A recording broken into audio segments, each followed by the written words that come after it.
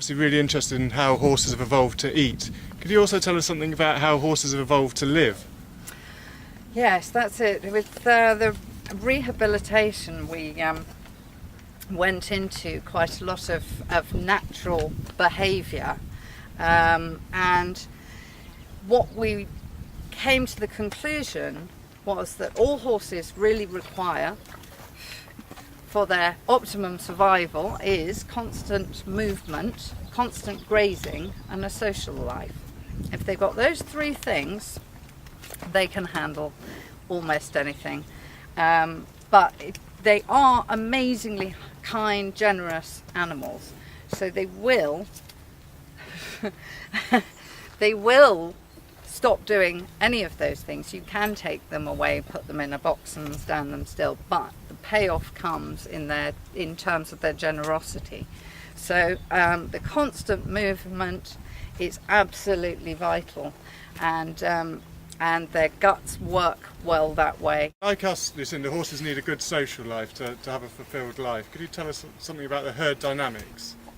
Yes, it's a fantastically nurturing environment, the herd, which is what I love about it, and that's, I think, why the horses are so relaxed and calm, because you can see they're just very at home with each other and comfortable in their own skins. So what benefits do you see from keeping the horses in the herd and keeping them out 24/7? Well, it's certainly fantastic for me because it saves an enormous amount of money. And I actually basically do 22 horses myself, single-handedly, and they seem to be remarkably healthy and happy. Life's therefore a beach. The temperaments are fantastic, and really there's less wear and tear on all of us. Work, say, takes less time. They're already warmed up. They are also cooled down on their own. They keep working, so our training can be different. It doesn't have to be quite so wearing. They don't have to be worked every single day. They don't come out too fresh. They don't have to be lunged constantly to get rid of all the excess energy. They have the right amount of energy, but equally they keep their fitness. If I say, can you all please be dressage horses, hopefully they'll say, yes, of course, we'd love that.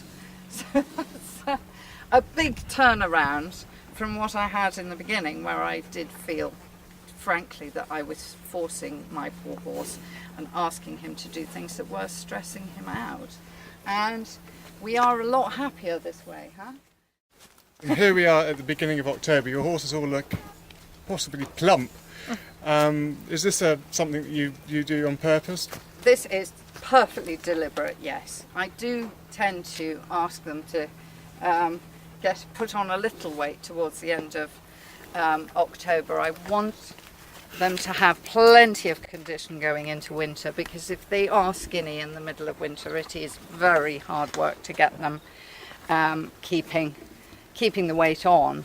And obviously, come springtime, I may, if they're a little bit on the large side, I may up the workload so that we then have them a little bit on the lean side coming into spring, because the flush of grass in the spring does work very well for putting the weight back on. So it's pretty much how horses naturally, if you go up to Exmoor, you'll see them looking fatter in October and pretty much on the lean side come April. But that's right, that they shouldn't really hold the same condition all the way through the year.